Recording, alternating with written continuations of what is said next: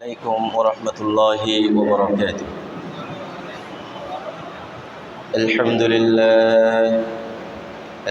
لله رب العالمين، والصلاة والسلام على أشرف الأنبياء والمرسلين وعلى آله وأصحابه أجمعين، أما بعد، فأعوذ بالله من الشيطان الرجيم. بسم الله الرحمن الرحيم. إن الله وملائكته يصلون على النبي يا أيها الذين آمنوا صلوا عليه وسلموا تسليما. صلى الله على سيدنا محمد وآله وأصحابه وسلم. صلى الله على سيدنا محمد وآله وأصحابه وسلم. صلى الله على سيدنا محمد وآله وأصحابه وسلم. رب اشرح لي صدري ويسر لي أمري واحلل عقدة من لساني يفقه قولي. سبحانك لا علم لنا إلا ما علمتنا إنك أنت العليم الحكيم.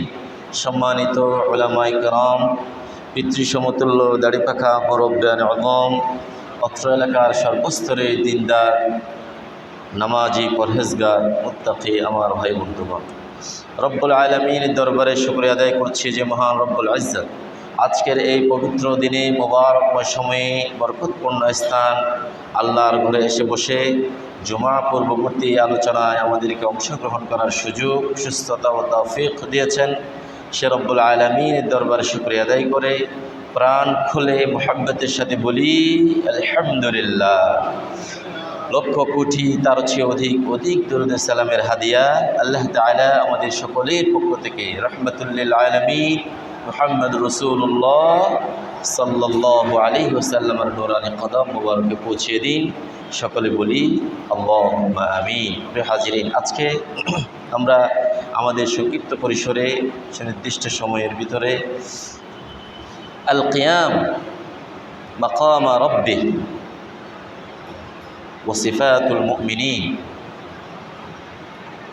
রব্বুল আলামিনের সামনে যে একদিন আমাদের প্রত্যেককে দাঁড়াতে হবে এই বিষয়ে এবং পাশাপাশি মুমিনদের কিছু গুণাবলী নিয়ে আমরা আজকে সংক্ষিপ্ত একটি আলোচনা রাখার চেষ্টা করব ইনশাআল্লাহ।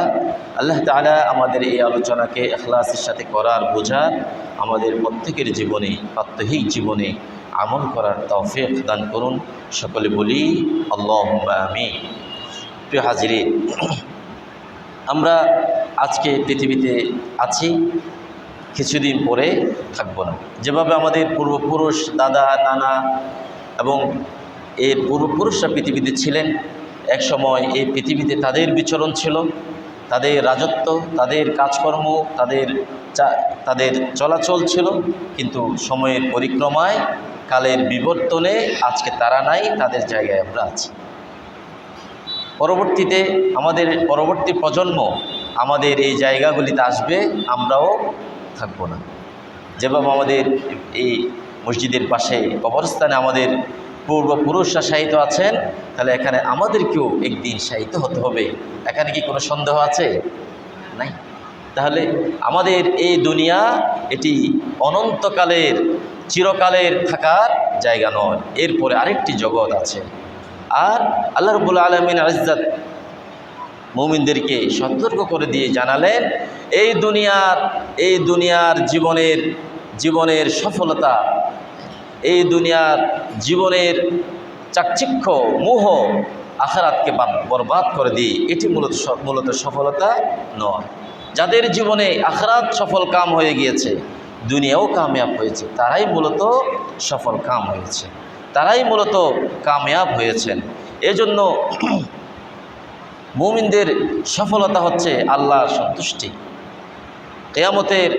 কিয়ামতের সেই ময়দানে আল্লাহর পক্ষ থেকে রহমত প্রাপ্তি এবং জান্নাত প্রাপ্তি, এটি হচ্ছে মুমিনদের জন্য চূড়ান্ত সফলতা, চূড়ান্ত প্রাপ্য, এবং এটি মুমিনদের একমাত্র কামনা বাসনা হওয়া উচিত। প্রিয় হাজিরিন, আল্লাহ রাব্বুল আলামিন ইজ্জত কোরআনে কারিমে সূরাতুল মুমিন, সূরাতুল মুমিনুন এভাবে দুটি সূরা দিয়েছেন। সূরাতুল মুমিনুনে আমরা অনেক সমালোচনা করেছি, এরপরে আবার একটু স্মরণ করে দেওয়ার জন্যে আল্লাহ তাআলা এই সূরাতুল মুমিনুন শুরু করার সময় 18তম পারায় এই শুরুতে এই সূরা শুরু করার সময় মুমিনদের সফল কাম, মুমিনদের গুণাবলী উল্লেখ করে দিয়ে কিছু তাদের গুণাবলী আল্লাহ তাআলা নিজে এরশাদ করলেন, তাদের গুণাবলী সম্পর্কে আল্লাহ তাআলা বর্ণনা দিলেন।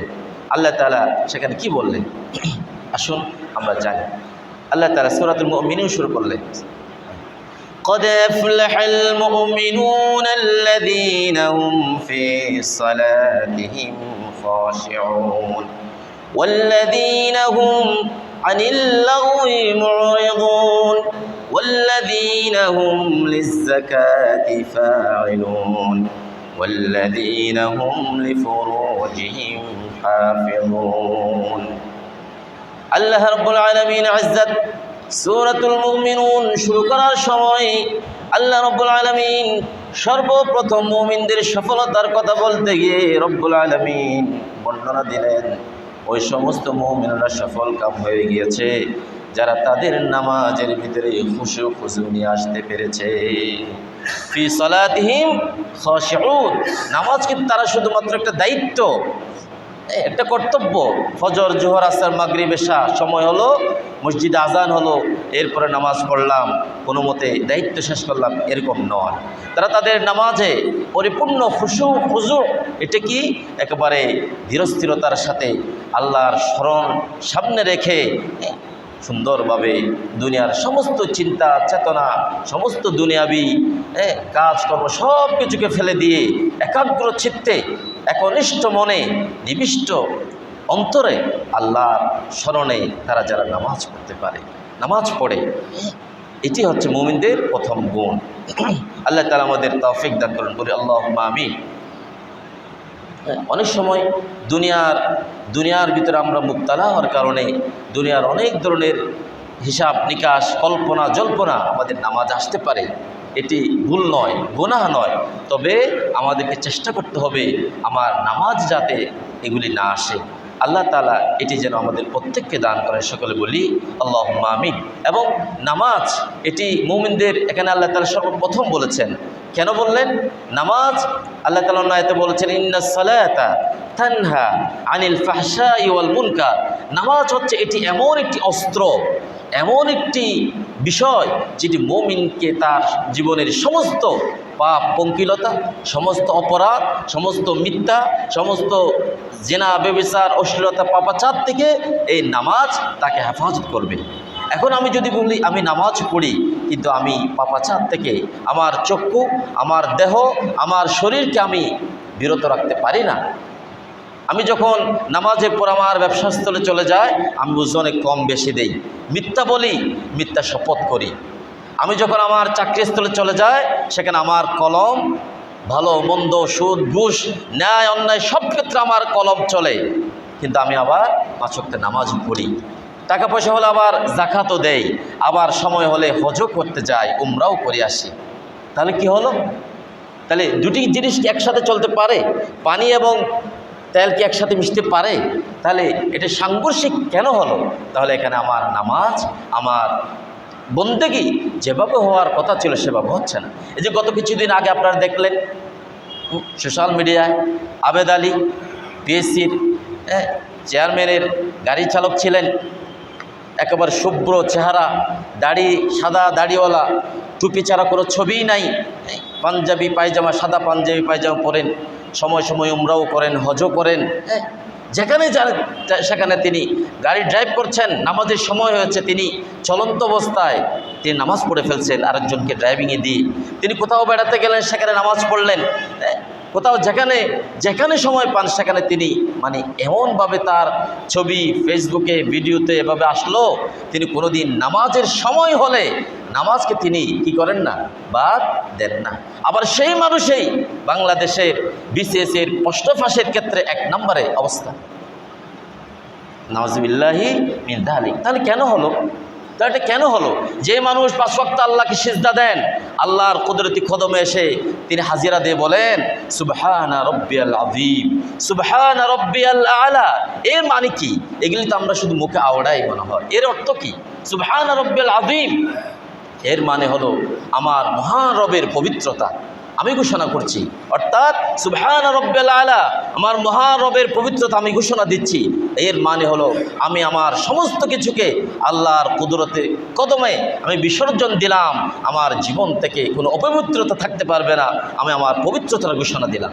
সুবহানাল্লাহি ওয়া বিহামদিহি সুবহানাল আযীম। তাহলে নামাজ হচ্ছে, হজ উমরাও হচ্ছে, যাকাতও হচ্ছে, দান খয়রাতও হচ্ছে, সমান আবার পাপও হচ্ছে, অবৈধ কাজও হচ্ছে।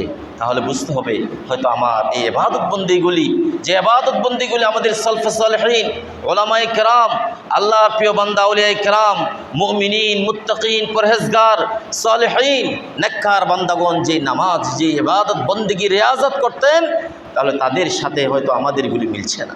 যেন আমরা দোয়া করব আমাদের নামাজ আমাদের বন্দেগি যাতে আমাদের জীবনের পাপ থেকে আমাদেরকে হেফাজত করতে পারে সেই রকম হয়। বলুন আল্লাহুম্মা আমিন। আপনি নামাজও পড়বেন, যাকাতও দিবেন, হজও করবেন, আবার ইসলাম বিদ্বেষী, কোরআন বিদ্বেষী, দিন বিদ্বেষী, মুমিন মুমিনাত মুসলমানদের স্বার্থে আঘাত লাগে এমন কাজও আপনি করবেন। দুটি কি কাজ একসাথে চলতে পারে? বলেন পারে? পারে না, কখনো নয়। এরপর আল্লাহ তাআলা মুমিনদের পরবর্তী গুণাবলী বর্ণনা করতে গিয়ে আল্লাহ তাআলা বললেন ওয়াল্লাযীনা হুম আনিল লাগwi মুরিদুন। মুমিনদের দ্বিতীয় গুণাবলী হলো তারা তাদের সমস্ত কাজকর্মকে অনর্থক কথা বলা, অনর্থক কাজ করা থেকে নিজেদেরকে হেফাজত রাখে। যে কাজে কোনো কল্যাণ নেই, যে কাজে কোনো সওয়াব নাই, যে কাজে কোনো নেক কোনো আমল নাই, সেই ধরনের অনর্থক কাজকর্ম, কথাবার্তা, হাসি তামাশা, ঠাট্টা, অনর্থক কাজকর্ম থেকে মুমিন তার জীবনকে বিরত রাখে। ওয়াল্লাযীনা হুম লিয-যাকাতি ফাইলুন। মুমিন আরেকটি গুণাবলী হলো যখন আল্লাহ রাব্বুল আলামিন তাকে অর্থ সম্পত্তি দান করেন, তিনি তার সমস্ত অর্থ সম্পত্তি থেকে হিসাব করে যাকাত দিয়ে দেন। আরেকটি গুণাবলী হলো ওয়াল্লাযীনা হুম লিফুরুজিহিম হাফিজুন। মুমিন নরনারী তারা হবেন, তারা এমন, তারা তাদের লজ্জাস্থানকে তারা হেফাজত করে থাকেন। বৈধ বিবাহ বন্ধনে আবদ্ধ হওয়া ছাড়া, নিজের স্বামী স্ত্রী ছাড়া তারা তাদের লজ্জাস্থানকে যেখানে সেখানে যেভাবে তারা সেভাবে ইউজ করেন না, ব্যবহার করেন না। তারা তাদের লজ্জাস্থানের হেফাজতের ব্যাপারে কঠোর এবং কঠিন থাকেন। ওয়াল্লাযীনা হুম লিআমানাতিহিম ওয়া আহদিহিম রাউন। মুমিনদের আরেকটি গুণাবলী হলো যখন তাদের কাছে কোনো আমানত চলে আসে, তারা তাদের আমানতকে পরিপূর্ণতার সাথে রক্ষা করে। সেই আমানত কথার আমানত হতে পারে, সেই আমানত কাজের আমানত হতে পারে, সেই আমানত দায়িত্বের আমানত হতে পারে, সেই আমানত টাকা পয়সা ধন সম্পদের আমানত হতে পারে। মুমিনদের একটি বৈশিষ্ট্য হলো যখন তার কাছে কোনো আমানত রাখা হয়, কথার আমানত, কাজের আমানত, দায়িত্বের আমানত, অর্থ সম্পত্তির আমানত, তিনি পরিপূর্ণভাবে সেই আমানতের দায়িত্ব পালন করেন, খেয়ানত করেন না। ওয়া আহদিহিম রাউন। এবং মুমিনের আরেকটি গুণাবলী হলো মুমিন যদি কখনো কাউকে কোনো কিছুর ব্যাপারে ওয়াদা দেন, চুক্তিবদ্ধ হন, সেটি যথাযথভাবে তিনি পালন করে যান। তিনি তার ওয়াদার ব্যাপারে বরখেলাফ করেন না। প্রিয় হাজিরিন, এগুলি আমরা প্রায় সমালোচনা করি, এগুলো আমরা জানি, এরপর আবার স্মরণ করিয়ে দিলাম। আল্লাহ তাআলা আমাদেরকে এই ধরনের গুণাবলী সম্পন্ন হওয়ার তৌফিক দান করেন, সকলে বলি আল্লাহুম্মা আমিন। সূরাতুন নূরে আল্লাহ তাআলা 37 এবং 38তম আয়াতে মুমিনদের আরেকটি তাদের আচরণ কীরকম হয়, তাদের কাজকর্ম কীরকম হয়, তাদের অভ্যাস কীরকম হয়, এ ব্যাপারে আল্লাহ তাআলা আরেকটি সুন্দর আয়াতে কারিমায় আল্লাহ তাআলা ইরশাদ করলেন মুমিনরা হচ্ছে এমন কিরকম আল্লাহ তাআলা বলেন রিজালুল লা তুলহিহিম তিজারাতু ওয়ালা বাইউন আন যিকরিল্লাহ ওয়া ইকামিস সালাতি ওয়া ইতাইজ যাকাত ইয়াখাফুনা ইয়াওমান তাতাকাল্লাবু ফীহিল কুলুবু ওয়াল আবসার। মুমিন হচ্ছে তারা এমন কিছু মানুষ, তাদের এমন আচরণ, তাদেরকে কোনো ধরনের ব্যবসা বাণিজ্য কাজকর্ম কেনা বেচা, আল্লাহর জিকির থেকে, নামাজ প্রতিষ্ঠা থেকে, জাকাত দেওয়া থেকে, আল্লাহর জিকির থেকে, নামাজ থেকে, জাকাত থেকে তাদেরকে কোনো ব্যবসা বাণিজ্য বিরত রাখতে পারে না। যত ধরনের ব্যস্ততা, যত ধরনের কঠিন সময় আসুক না কেন, তারা আল্লাহ জিকির থেকে গাফেল হয় না। কারণ কি? আল্লাহ তাআলা বললেন ইয়াখাফুনা ইয়াওমান তাতাকাল্লাবু ফীহিল কুলুবু ওয়াল আবসার। তারা এমন একটা দিনকে ভয় করে যেদিন মানুষের হৃদয়গুলি স্থির হয়ে যাবে, মানুষের দৃষ্টিগুলি পাথর হয়ে যাবে, মানুষের সেদিন হৃদয় বিপর্যস্ত হয়ে যাবে, মানুষের চক্ষুগুলি, দৃষ্টিগুলি পাথর হয়ে যাবে। সেই রকম একটি দিনকে মুমিনরা কি করেন? ভয় করেন। এজন্য আল্লাহ তাআলা মুমিন এবং যারা দুনিয়ার জীবনকে নিয়ে মুবতালা হয়ে গিয়েছে এবং যারা মুমিন, তাদের স্থান কোথায় হবে? আল্লাহ তাআলা সূরাতুল ফজরে আল্লাহ তাআলা ইরশাদ করলেন ফাম্মা মান তাগা وآثر الحياة الدنيا فإن الجحيم هي المأوى।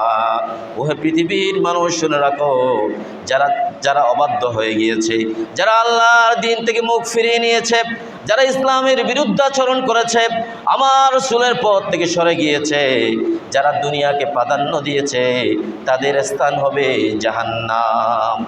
পক্ষান্তরে যারা আল্লাহ রাব্বুল আলামিনের সামনে যে একদিন দাঁড়াতে হবে, আমাদেরকে যে আল্লাহর সামনে হিসাবের জন্যে সকলকে মুখোমুখি হতে হবে, সেই দিনকে যারা ভয় করেছে, নিজের নফসকে যারা কন্ট্রোল করেছে,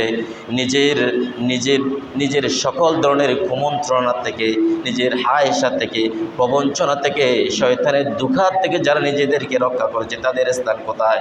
আল্লাহ তাআলা বললেন ওয়াম্মা মান খাফা মাকামা রাব্বিহি ওয়া নাহান নাফসা আনিল হাওয়া ফাইন্নাল জান্নাতা হিয়াল মাওয়া।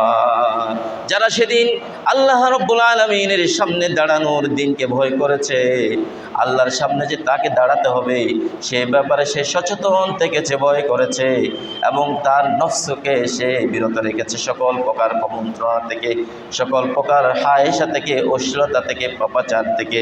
আল্লাহ তাআলা বললেন ফাইনাল জান্নাতা হিয়াল মাওয়া, সেদিন তার স্থান হবে জান্নাত। সেদিন তার স্থান কোথায়? জান্নাত হবে। এই জন্য আল্লাহ তাআলা বললেন ওয়ালা তাকুনু কাল্লাযীনা নাসুল্লাহা ফাআনসাহুম আনফুসাহুম, তোমরা তাদের মতো হয়ে যেও না যারা আল্লাহকে ভুলে যায়। আজকে আমাদের আশেপাশে আমরা চোখকে একটু যদি খুলি, আমরা যে অন্তর্দৃষ্টি দিয়ে দেখতে চাই, তাহলে এই পৃথিবীতে আল্লাহকে ভুলে যাচ্ছেন এরকম হাজারো মানুষ আছে নাকি নাই? আল্লাহ তাআলা বললেন এরা হচ্ছে উলাইকা হুমুল ফাসিকুন। আর শোনো, এই পৃথিবীতে গত জুমায় আমরা বলেছিলাম লা ইস্তাউই আসহাবুন নার ওয়া আসহাবুল জান্নাহ, জাহান্নামী এবং জান্নাতি তারা কখনো সমান হতে পারে না। আসহাবুল জান্নাতি হুমুল ফাইজুন, জান্নাতীরাই কামিয়াব হয়ে যাবেন, তারাই চূড়ান্ত সফলতা পেয়ে যাবেন। এই দুনিয়া নশ্বর, এই দুনিয়া ক্ষণস্থায়ী, এই দুনিয়ার সফলতা মূলত চূড়ান্ত সফলতা নয়, আল্লাহকে পেয়ে যাওয়া, আল্লাহর সন্তুষ্টি পাওয়া, এটাই হচ্ছে চূড়ান্ত সফলতা। আল্লাহ আমাদের বোঝার তৌফিক দান করে, বলি আল্লাহুম্মা আমিন। এজন্য উলামায়ে কেরাম বলতেন তুমি পৃথিবীর সব কিছু পেয়েছো কিন্তু আল্লাহকে পাওনি, তুমি কিছুই পাওনি। তুমি পৃথিবীর কিছুই পাওনি কিন্তু আল্লাহকে পেয়েছো, তুমি সব পেয়েছো। সুবহানাল্লাহ। কথার অনেক লোড আছে, অনেক সৌন্দর্য, কথার অনেক মর্মার্থ রয়েছে। আল্লাহ আমাদের বোঝার তৌফিক দান করে, বলি আল্লাহুম্মা আমিন। প্রিয় হাজিরিন, এজন্য রাসূলুল্লাহ সাল্লাল্লাহু আলাইহি ওয়াসাল্লামের সাহাবী আব্দুল্লাহ ইবনে উমর রাদিয়াল্লাহু তাআলা আন তিনি উপদেশ দিতে গিয়ে বলতেন فلا تنتظر المساء إذا أصبحت فلا تنتظر المساء وإذا أمسيت فلا تنتظر الصباح আল্লাহর নবীর সাল্লাল্লাহু আলাইহি ওয়াসাল্লামের সাহাবা আজমাইন রাদিয়াল্লাহু তাআলা আনহুম তারা কেমন ছিলেন? তারা বলতেন, তুমি যখন সকাল করবে সন্ধ্যার আশা করবে না, যখন সন্ধ্যা করবে সকালের আশা করবে না। কুন ফিদ দুনিয়া কান্নাকা গরিব আও আবিরু সাবিল, এই পৃথিবীতে একজন পর্যটকের ন্যায় কিংবা একজন প্রবাসীর ন্যায় তুমি এই দুনিয়াতে থাকো। এই দুনিয়ার তোমার প্রতিপত্তি পাওয়ার সব কিছু সারা জীবন থাকবে না, এগুলির জন্যে তোমার যেমন ইচ্ছা তেমন করে এই দুনিয়ার জীবনকে বরবাদ করে দিয়ে আখিরাত থেকে তুমি মাহরুম হয়ে যেও না। এটি কখনো একজন প্রকৃত মুমিনের কাজ হতে পারে না। এই জন্য এরপরের অংশে হাদিস শরীফে এসেছে, ওয়াখুদ মিন সিহাতিক লিমারাদিক ওয়া মিন হায়াতিক লিমাউতিক, তুমি অসুস্থতা আসার আগেই সুস্থতার নেয়ামতের মর্যাদা দাও, তোমার মৃত্যু আসার পূর্বেই তোমার এই যে হায়াত আল্লাহ তাআলার রিজিক, আল্লাহ তাআলার পক্ষ থেকে এসেছে, এই হায়াতের তুমি কি করো?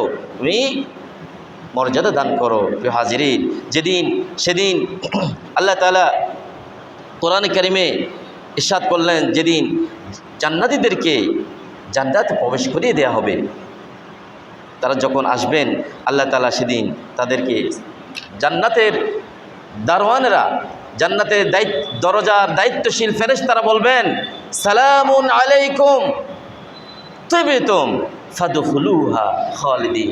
হে আল্লাহর প্রিয় বান্দারা, আপনারা দুনিয়াতে খুব ভালো ছিলেন, দুনিয়াতে খুব ভালো মানুষ ছিলেন, আল্লাহকে পাওয়ার জন্যে, আল্লাহর এই পথে নিজের জীবনকে পরিচালনা করার জন্যে অনেক কিছু থেকে নিজেদের জীবনকে বাঁচিয়ে রেখেছিলেন। আপনারা এই আল্লাহর জান্নাতে প্রবেশ করুন। সালামুন আলাইকুম, আপনাদের উপর আল্লাহর পক্ষ থেকে কি হোক? শান্তি বর্ষিত হোক। ফাদখুলুহা খালিদিন, এই জান্নাতে চিরকালের জন্যে। এখানে আবার মৃত্যু নাই, এখানে কোনো কষ্ট নাই, এখানে কোনো পেরেশানি নাই, এখানে কোনো টেনশন নাই, এখানে কোনো অশান্তি নাই। আল্লাহর নিয়ামতের ভিতরে ফাদখুলুহা খালিদিন, চিরস্থায়ীভাবে সেখানে আপনারা কী করুন? বসবাস করুন, আপনারা অবস্থান করুন। সেদিন জান্নাতীরা, এই যে আমরা এখানে বলছি, কথা বলছি, এগুলো আমরা শুনছি, আমল করার চেষ্টা করছি, সেদিন জান্নাতীরা জান্নাতের নিয়ামতগুলি পাওয়ার পরে তাদের অনুভূতিটা কি হবে? তারা কি বলবেন? আল্লাহ তাআলা বললেন, সেদিন তারা বলবেন ওয়াকালু আলহামদুলিল্লাহ, বলুন আলহামদুলিল্লাহ। সেদিন তারা বলবেন আলহামদুলিল্লাহ, আল্লাহর প্রশংসা, সমস্ত প্রশংসা আল্লাহর জন্যে। আলহামদুলিল্লাহিল্লাযী সাদাকানা, সাদাকা ওয়া আলহামদুলিল্লাহ, আল্লাহ তাআলা আমাদের উপরে সমস্ত ওয়াদাকে কি করেছেন? সত্যায়িত করেছেন। আমাদেরকে আল্লাহর যে কোরআন থেকে, হাদিস শরীফ থেকে, আমরা যে মসজিদের মিম্বার থেকে, খুতবা থেকে, ওয়াজ থেকে, আলোচনা থেকে যে আল্লাহর নিয়ামতের কথাগুলি শুনেছিলাম, সেইগুলি পুঙ্খানুপুঙ্খভাবে আল্লাহর নিয়ামতগুলি আল্লাহ তাআলা আমাদেরকে দান করেছে। আল্লাহ তাআলা সেদিন জান্নাতীদের কাতারে, আল্লাহ নিয়ামত প্রাপ্তদের কাতারে শামিল হওয়ার তৌফিক আল্লাহ তাআলা আমাদের সকলকে দান করুন। সকলে বলি আল্লাহুম্মা আমিন। এই দুনিয়ার জীবনকে এমনভাবে সাজানোর তৌফিক আল্লাহ তাআলা আমাদের দান করুন, যাতে দুনিয়ার জীবনেও আমাদের সুখ, শান্তি, সচ্ছলতা এবং স্বাচ্ছন্দ্য, প্রশান্তিময় জীবন হয়, এবং আখিরাতে যেন আমরা কামিয়াব হতে পারি। আল্লাহ তাআলা আমাদের সকলকে তৌফিক দান করুন। আল্লাহুম্মা আমিন। ওয়া আখিরু দাওয়ানা আলহামদুলিল্লাহি রাব্বিল আলামিন। আসসালামু আলাইকুম ওয়া রাহমাতুল্লাহি ওয়া বারাকাতুহু। যারা 4 রাকাত সালাত পড়েন